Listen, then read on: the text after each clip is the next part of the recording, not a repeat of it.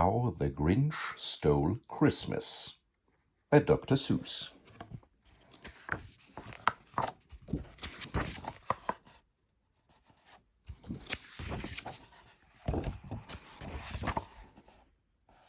Every Who down in Whoville liked Christmas a lot. But the Grinch, who lived just north of Whoville, did not. The Grinch hated Christmas, the old Christmas season. Now, please don't ask why, no one quite knows the reason. It could be his head wasn't screwed on just right. It could be, perhaps, that his shoes were too tight. But I think that the most likely reason of all may have been that his heart was 2 sizes too small. But whatever the reason, the heart or his shoes, he stood there on Christmas Eve, hating the Whos, staring down from his cave with a sour, grinchy frown at the warm lighted windows below in their town. For he knew every Who down in Whoville beneath was busy now hanging a mistletoe wreath. And they hanging their stockings, he snarled with a sneer. Tomorrow is Christmas, it's practically here. Then he growled with his Grinch fingers nervously drumming, I must find some way to stop Christmas from coming. For tomorrow, he knew, all the Who, girls and boys, would wake up bright early and they'd rush for their toys. And then, oh, the noise, noise, noise. That's one thing he hated. The noise.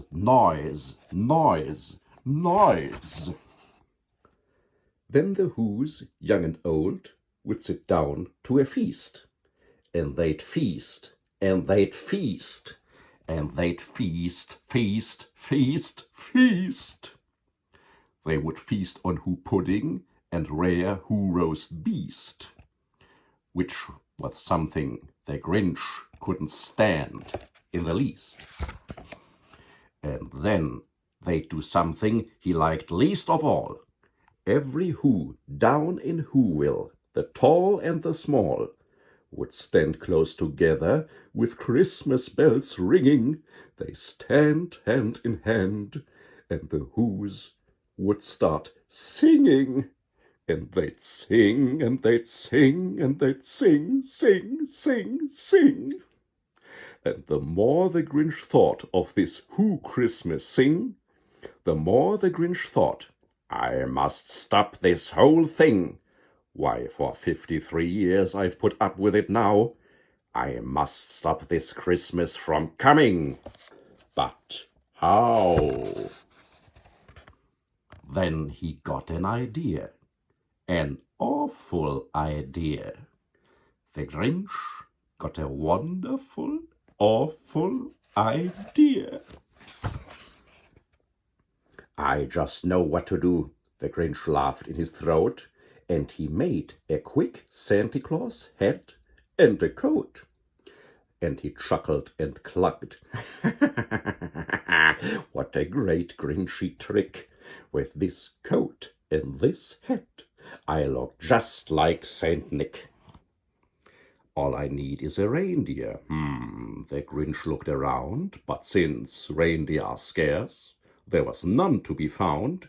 Did that stop the old Grinch? No. The Grinch simply said, if I can't find a reindeer, I'll make one instead. So he called his dog Max, and he took some red thread, and he tied a big horn on the top of his head. Then he loaded some bags and some old empty sacks on a ramshackle sleigh, and he hitched up old Max. Then the Grinch said, giddy up, and the sleigh started down towards the homes where the Whos lay a snooze in their town. All the windows were dark, quite snow filled the air. All the Whos were all dreaming sweet dreams without care. Then he came to the first little house on the square. "This is step number 1," the old Grinchy Claus hissed, and he climbed up the roof, empty bags in his fist. Then he slid down the chimney, a rather tight pinch, but if Santa could do it, then so could the Grinch.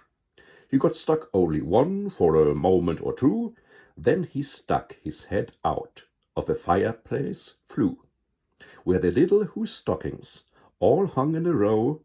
"The stockings," he grinned, "are the first things to go."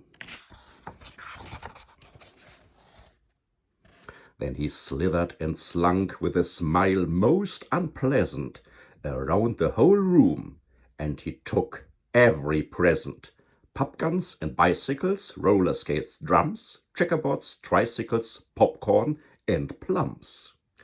And he stuffed them in bags. Then the Grinch, very nimbly, stuffed all the bags, one by one, up the chimbley.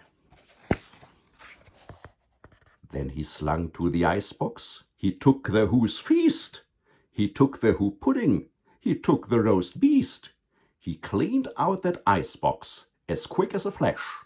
Why, the Grinch even took the last can of Who hash. Then he stuffed all the food up the chimney with glee. "And now," grinned the Grinch, "I will stuff up the tree."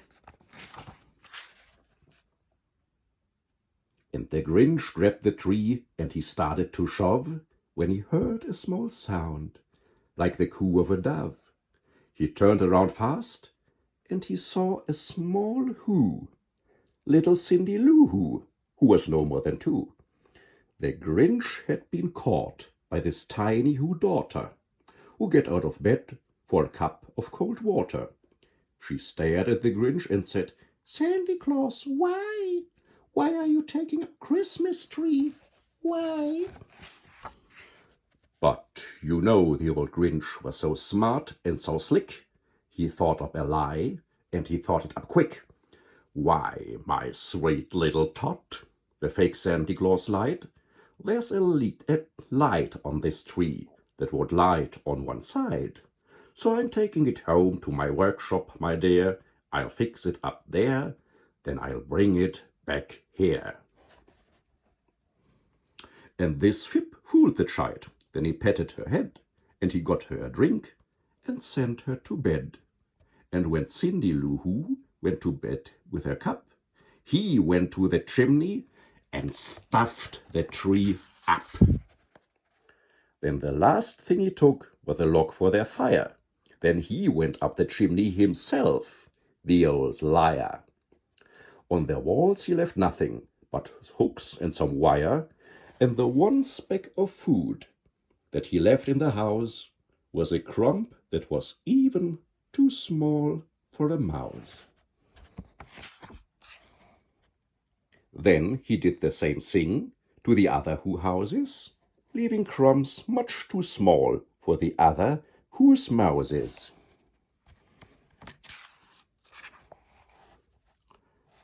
It was 1/4 dawn, all the Who's still abed, all the Who's still a snooze, when he packed up his sled, packed it up with their presents, their ribbons, their wrappings, the tags and the tinsels, the trimmings and trappings. That's a noise. 3,000 feet up the side of Mount Crumpet, he rode with his load on the tip-top to dump it. "Pooh-pooh to the Who's," he was grinchishly humming. "They're finding out now that no Christmas is coming. They are just waking up.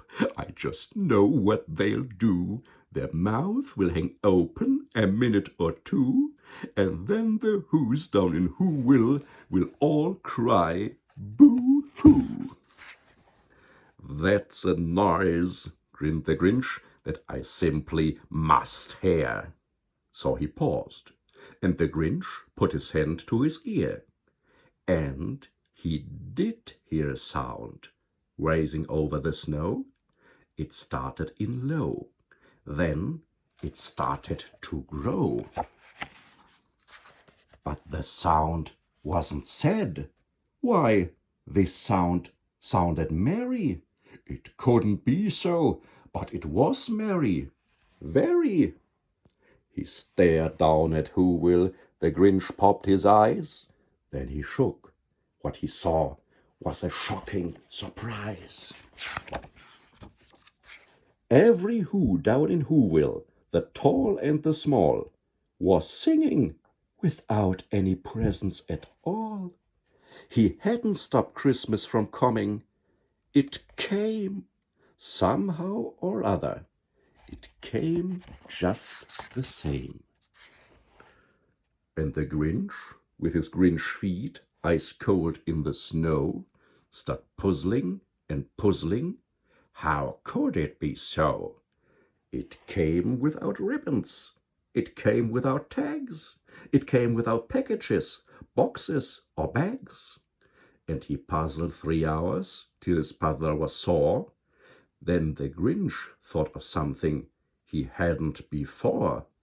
Maybe Christmas, he thought, doesn't come from a store. Maybe Christmas, perhaps, means a little bit more. And what happened then? Well, in Whoville they say that the Grinch's small heart grew 3 sizes that day.